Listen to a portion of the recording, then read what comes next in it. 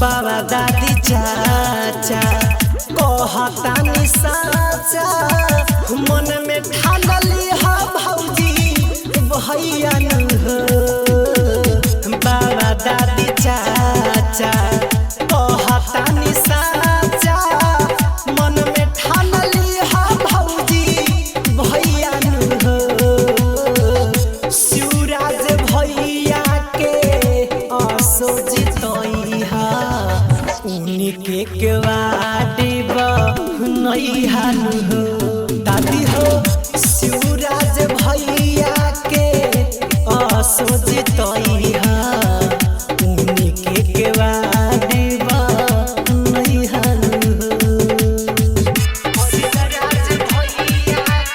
Music by DJ Umesh Sukhipur बाजार।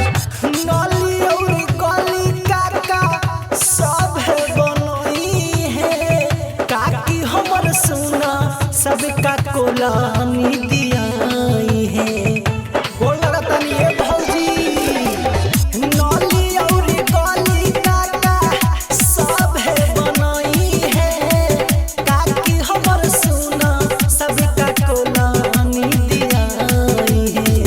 दिल में बसाई हा नारा लगई हा बतिया के हमर जानी भूलैया हो ना। शिवराज भैया के असोजितइहा उनके केवाड़ी बनइहा हो। चाचा हो शिवराज भैया के असोजितइहा उनके केवाड़ी बनइहा हो। Music by DJ Umesh Sukhipur Bazar. केहू जवन कइले ना बा करी के देखई है वृद्धा और विकलांग के पेनसी बनाई है।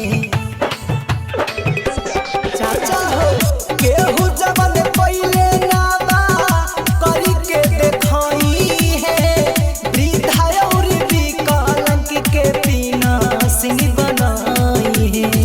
सगरी बताई हा विजेता बनई हा गाँव भर के अपना विकास करई हो ना। शिवराज भैया के असोजितइहा उनके केवाड़ी बनई हो ना। शिवराज भैया के असोजितइहा उनके केवाड़ी बनई हो ना। Music by DJ Umesh Sukhipur Bazar.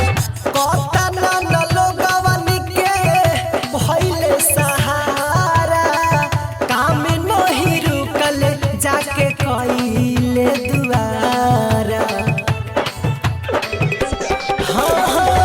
कतना न लोगवन के भइले सहारा काम नहीं रुकल जाके कइले दुआरा।